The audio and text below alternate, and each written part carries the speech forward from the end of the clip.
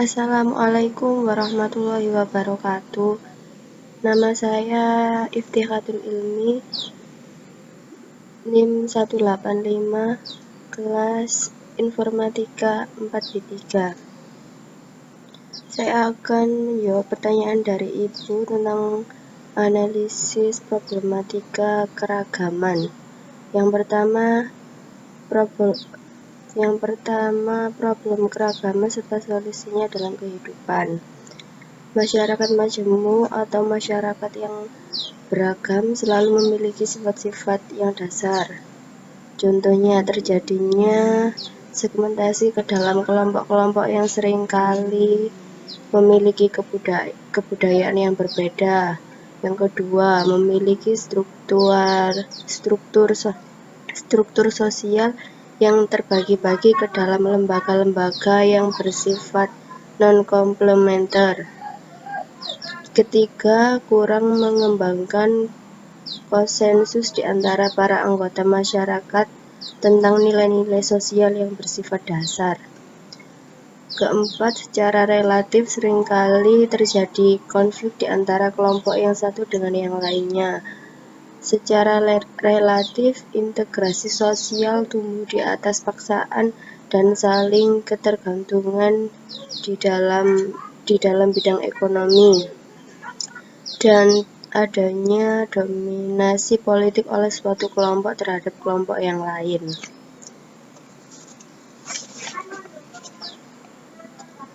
Pertanyaan kedua,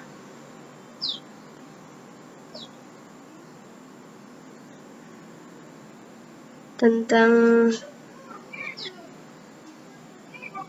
jelaskan dan berikan contoh dari etnosentrisme. Etnosentrisme adalah persepsi yang dimiliki oleh individu yang menganggap bahwa budayanya adalah terbaik di antara budaya-budaya yang dimiliki oleh orang lain. Sebab-sebab munculnya etnosentrisme di Indonesia, salah satu faktor yang mendasar yang terjadi penyebab munculnya etnosentrisme adalah budaya politik masyarakat yang cenderung tradisional dan tidak rasionalis. Salah satu faktor yang juga menjadi penyebab munculnya masalah adalah pluralitas bangsa Indonesia. Bangsa Indonesia yang terdiri dari berbagai suku, agama, ras, dan golongan. Contohnya di negara Indonesia. Perilaku corak dalam masyarakat Madura. Menurut legend Wiyata, corak adalah tindakan atau upaya pembunuhan yang dilakukan oleh seorang laki-laki apabila harga dirinya merasa terusik. Secara sepintas, konsep corak dianggap sebagai perilaku yang brutal dan tidak masuk akal.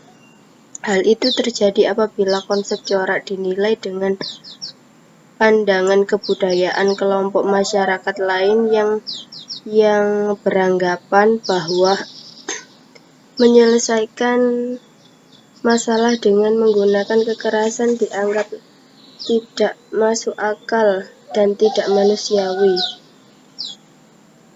Namun, bagi masyarakat Madura, harga diri merupakan konsep yang sakral yang harus selalu dijunjung tinggi dalam masyarakat. Oleh karena itu, terjadi perbedaan penafsiran mengenai masalah corak antara masyarakat Madura dan kelompok masyarakat lainnya. Karena tidak adanya pemahaman atas konteks sosial budaya, terjadinya perilaku corak tersebut dalam masyarakat Madura. Contoh yang lain adalah kebiasaan memakai koteka bagi masyarakat Papua pedalaman. Jika dipandang dari sudut masyarakat yang bukan warga Papua pedalaman, memakai koteka mungkin adalah hal yang sangat memalukan.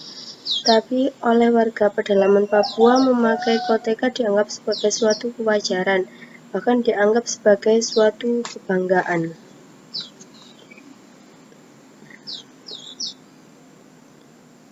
Terus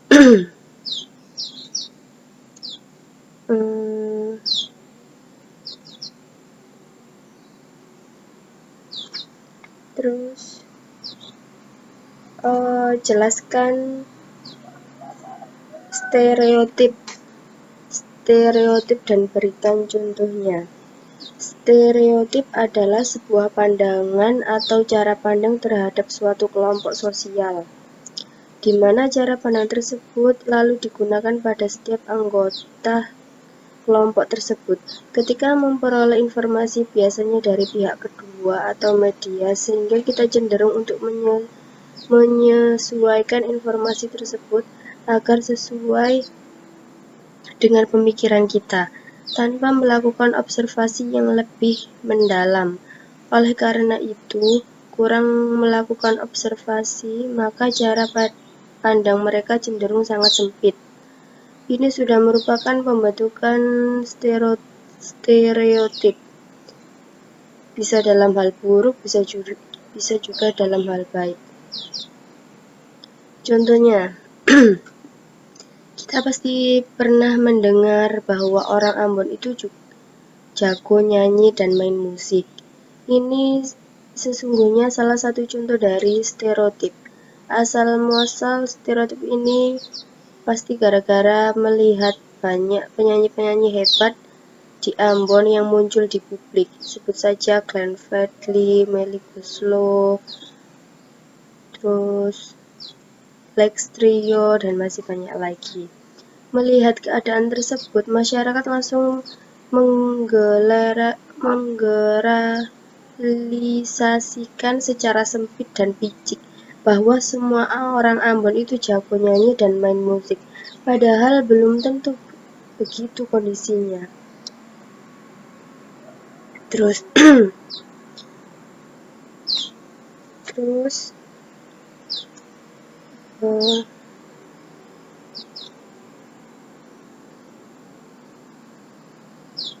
prasangka. Pengertian prasangka adalah sikap yang negatif terhadap sesuatu tanpa ada alasan yang mendasar atas pribadi tersebut. Contohnya, adanya persaingan antara individu secara berlebihan dalam suatu lingkungan, misalnya persaingan antar karyawan dalam suatu tempat kerja. Terus, diskriminasi. Diskriminasi adalah pembedaan perlakuan terhadap sesama warga negara berdasarkan warna kulit, golongan, suku, ekonomi, agama, dan sebagainya.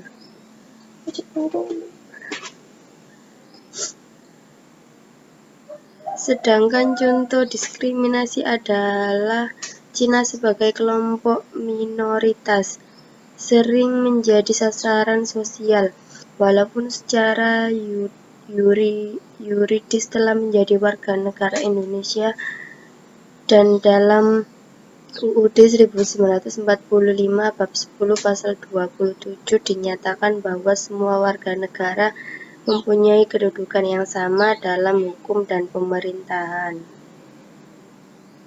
Terus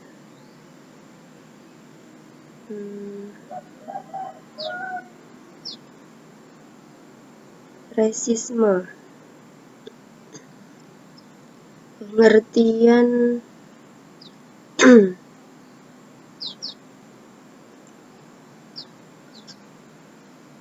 Pengertian rasisme adalah suatu sistem kepercayaan atau doktrin yang menyatakan bahwa perbedaan biologis yang melekat pada rasa manusia menentukan pencapaian budaya atau individu, bahwa suatu ras tertentu lebih superior dan memiliki hak untuk mengatur yang lainnya, sedangkan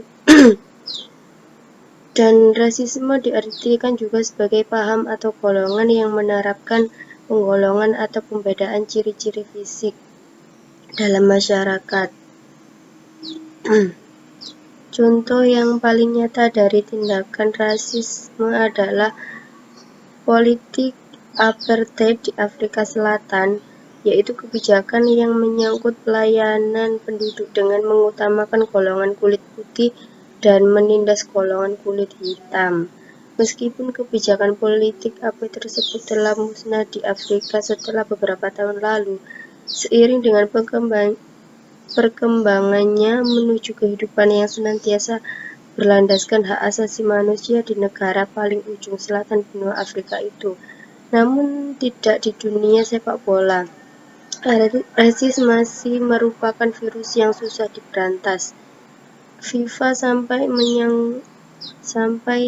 mengkampanyekan golongan "Say No to Racism" di setiap awal pertandingan turnamen internasional maupun eksibisi. Terus scapegoating. Scapegoating itu artinya kambing hitam. Jadi kita mencari sasaran untuk disalahkan, bisa jadi situasi, bisa jadi individu, bisa jadi objek atau keadaan. Dalam masyarakat kita perlu mencari kambing hitam itu sangat diterima. Bahkan terkadang institusi hukum pun melakukannya. Seringkali apabila seorang dipojokkan atau terpojokkan, maka sifat aslinya akan keluar. Di dunia kerja, hal ini sangat sering terjadi. Saling tuding, saling menyalahkan, tidak ada yang berani menerima tanggung jawab. Ini berlaku di semua lingkungan kerja, khususnya dari pengalaman karir saya sendiri. Kalau Anda sedang disalahkan karena suatu hal, janganlah bertindak defensif. Apabila Anda tidak bersalah, silakan membela diri. Namun apabila Anda memang melakukan kesalahan, akui dan berjanjilah untuk tidak mengulanginya di kemudian hari. Masyarakat umum seolah-olah sangat mengharamkan kesalahan juga kegagalan. Itu sebabnya mental mencari kambing hitam sangat subur berkembang di setiap individu manusia yang masih hidup sekarang ini. Sekian jawaban dari saya. Bila ada kata-kata yang tidak berkenan, mohon dimaafkan. Saya akhiri, billahi fisabilil haq wastabiqul khairat. Wassalamualaikum warahmatullahi wabarakatuh.